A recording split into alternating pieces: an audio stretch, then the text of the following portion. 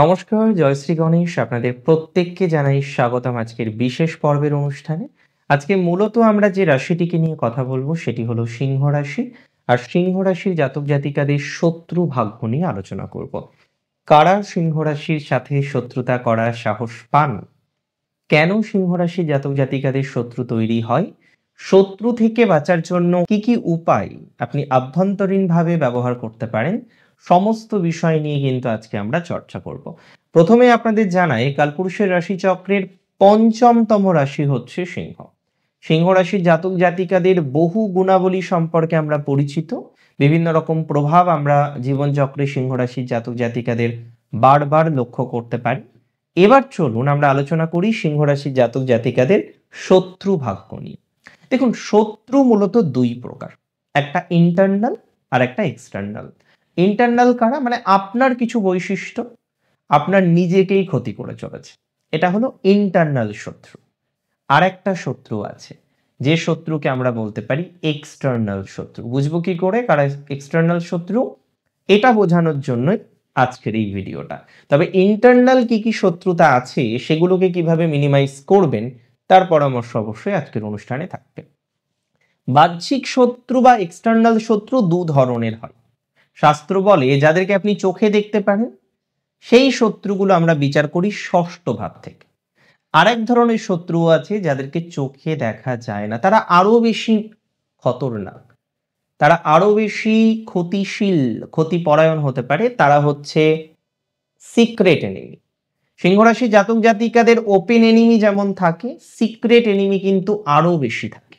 কারণ সিংহ রাশির প্রভাব প্রতিপত্তি, তার সত্যবাদিতা, তার ক্রিয়াশীলতা, তার হেল্পিং নেচার ইত্যাদি ইত্যাদি বিষয়কে অনেকে ঈর্ষার সাথে দেখে। দুটো কারণে আমরা শত্রুতার জায়গা সিংহের সব থেকে বেশি দেখি। একটা হলো সিংহের ষষ্ঠ ভাব, যেটি হলো কালপুরুষের রাশিচক্রের দশমতম ভাব। অর্থাৎ কাজের জন্য সিংহ রাশির কাজ, তার প্রভাব, তার প্রতিপত্তি, তার কর্মে ব্যাপ্তি হওয়া, কর্মের ডেভেলপমেন্ট হওয়া, এগুলো অন্যান্য মানুষদের মনে ঈর্ষার সংযোগ তৈরি করে। যে কারণেও আমরা প্রায়শই দেখি সিংহ রাশির শত্রু কিন্তু বাড়ছে। তার মানে একটা কারণ হচ্ছে সিংহ রাশির কর্মজীবন, তার কার্মিক ডেভেলপমেন্ট, তার প্রফেশনাল ডেভেলপমেন্ট, তার যশ প্রাপ্তির জায়গা। যে কারণে আমরা কিন্তু প্রায়শই দেখতে পাই যে সিংহ রাশির জাতক জাতিকাদের শত্রুতার জায়গা তৈরি হচ্ছে, সিংহ রাশির জাতক জাতিকারা শত্রু থেকে সমস্যায় পড়ছে। এই যে দশম ঘর কালপুরুষের রাশি চক্রের বা সিংহের ষষ্ঠ ঘর, সেখানে আরো তিনটি প্ল্যানেটের ইনফ্লুয়েন্স আছে। শনি বাদেও আমরা দেখি মঙ্গলের ইনফ্লুয়েন্স, শনি বাদেও আমরা দেখি চন্দ্রের ইনফ্লুয়েন্স, এবং তার সাথে সাথে আমরা দেখি রবির ইনফ্লুয়েন্স। এই যে সত্যবাদিতা, অকপট সত্যি কথা বলা, স্পষ্টবাদিতা, এটার কারণেও সিংহ রাশির জাতক জাতিকাদের প্রচুর শত্রু হয়ে থাকে। সিংহ অন্যায় মেনে নেয় না, কারোর সাথে অন্যায় হচ্ছে দেখলেও সিংহ কিন্তু গর্জে ওঠে। সিংহের এই প্রতিবাদী মানসিকতার কারণেও সিংহ রাশির জাতক জাতিকাদের জীবনে প্রচুর পরিমাণে শত্রুতা তৈরি হয়। অর্থাৎ প্রতিবাদী মানসিকতা সিংহ রাশির জাতক জাতিকাদের জীবনচক্রে শত্রুতা তৈরি করে দেয়। এবং এথিক্যাল ভ্যালুজ, সিংহ অত্যন্ত সৎ। অফিসে হয়তো অনেকেই দুর্নীতি পরায়ণ, কিন্তু সিংহ দুর্নীতির সাথে যুক্ত হতে চায় না। এ দুর্নীতির সাথে যুক্ত হতে চাইছে না, শত্রুতা তৈরি হয়ে যাবে। তার মানে সিংহের সত্যবাদিতাও সিংহের শত্রুতার অন্যতম কারণ। সিংহের অনেস্টি, সেটিও শত্রুতার অন্যতম কারণ। তার মানে বুঝতে পারছেন সিংহ রাশির গোপন শত্রু কিভাবে তৈরি হচ্ছে। হয়তো সিংহ কোনো একটা সময় প্রতিবাদ করেছিল যে তুমি এই কাজটা করেছো, এই কাজটা করে ঠিক করোনি, এই ধরনের একটা বিষয়বস্তুর মধ্যে দিয়ে হয়তো সিংহ রাশি কন্টিনিউ করেছিলেন। মানুষটি মনে রেখেছে, সিংহ হয়তো ভুলে গিয়েছে। সেই মানুষটি সিংহ রাশির কিভাবে ক্ষতি করতে পারে তার হয়তো পরিকল্পনা বানানো শুরু করে দিয়েছে। এই ধরনের বিষয় থেকেও আমরা দেখি সিংহ রাশির জীবনচক্রে নানা ধরনের অসুবিধা আসে, নানা ধরনের প্রবলেম আসে। আমি অত্যন্ত দায়িত্ব নিয়ে বলছি, সিংহ রাশির জাতক জাতিকাদের ক্ষেত্রে ওপেন এনিমির থেকে গুপ্ত শত্রুর মাত্রা বেশি। তবে ওপেন এনিমিও কিন্তু থাকে। কারণ আমরা দেখব সিংহ রাশির মধ্যে কোথাও যেন গিয়ে প্রতিবাদী মানসিকতা বেশি। ডিরেক্টলি তার বস, তার কলিগকে সে ডিরেক্টলি বলে দিল না তুমি এটা করতে পারো না, সম্মুখ সমরে চলে আসলো। তার মানে ওপেন এনিমি যে সিংহের থাকে না, সেটা কিন্তু নয়, সিংহ সেটিও জানে, কিন্তু সিংহ নিজের উপর অত্যন্ত কনফিডেন্ট। দেখুন, বনের রাজার সাথে কেউ প্রকাশ্যে শত্রুতায় যাবে না, তবে কিছু কিছু ক্ষেত্রে ওপেন এনিমি আসে, এবং যে ওপেন এনিমিগুলো সিংহের তৈরি হয় তারা অত্যন্ত প্রভাবশালী। ম্যাক্সিমাম ক্ষেত্রে আমরা দেখি জাতক জাতিকা যদি সিংহের ক্ষতি করতে চায়, সিংহের সাথে ওতপ্রোতভাবে মিশে সিংহ রাশি থেকে তথ্য সংগ্রহ করার চেষ্টা করে। দেখুন, সিংহ রাশি কিন্তু ওপেন বইয়ের মতো নয় যে সবার সামনে প্রকাশ করছে আমার এটা আছে, আমার সেটা আছে, আমি এই করি, আমার দুর্বলতা এই, আমার শক্তি এই। নো, সিংহ রাশিকে বুঝতে হলে তার সাথে মিশতে হবে, কারণ সিংহের চারপাশে একটা বাউন্ডারি আছে। সিংহ রাশির সাথে আপনি ঝট করে কথা বলতে পারবেন, সে যদি না চায় আপনি তার চোখের দিকে তাকাতে পারবেন না, এতটাই প্রভাবশালী তারা হয়ে থাকে। সে যদি অ্যাকসেপ্ট করে না এবার আমার সাথে কথা বলুক, তাহলেই আপনি গিয়ে তার সাথে কথা বলতে পারবেন, আদারওয়াইজ আপনি তাকে ব্রেক করতে পারবেন না। তার সেই পরীক্ষা, সেই প্রাচীরকে ব্রেক করার ক্ষমতা কিন্তু সবার মধ্যে নেই। কিন্তু যে মানুষটি ব্রেক করতে পারলো, সে যখন তার সমস্ত তথ্য নিচ্ছে, কারণ সিংহর কাছে জিজ্ঞাসা করলে সে তো মিথ্যা কথা বলবে না, সে সত্য বলবে, যেটা প্রকৃত সেটা বলবে, প্রকৃতটা জানাবে। স্বভাবতই শত্রু এখান থেকেই তৈরি হয়, ক্ষতি করার চেষ্টা করে এবং ক্ষতি করে। সিংহ পারিবারিক, অত্যন্ত পারিবারিক মানুষ, কিন্তু সিংহ পরিবারের থেকে প্রচুর শত্রুতা আসে, এবং সিংহকে ঘায়েল করতে হলে ইমোশনাল ভাবে ঘায়েল করতে হয়, যেটা ইউজুয়ালি শত্রুরা খুব ভালো করে জানে।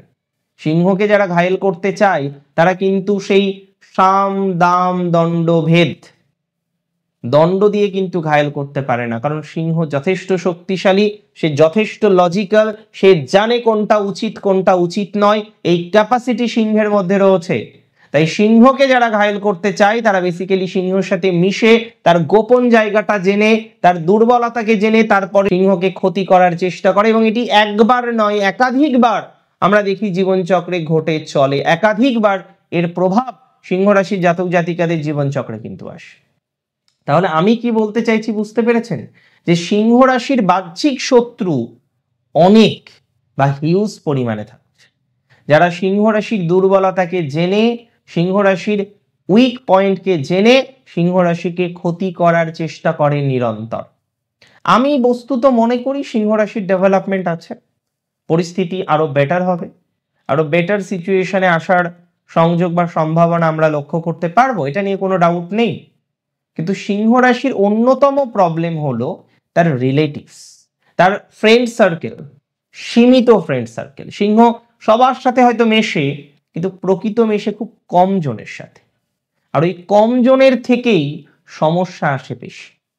সিংহ রাশি যাকে ট্রাস্ট করে 100% ট্রাস্ট করে, হয় ট্রাস্ট করব না, আর ট্রাস্ট করলে পূর্ণাঙ্গ করব, এই মেন্টালিটি কিন্তু সিংহ রাশির জাতক জাতিকাদের থাকে।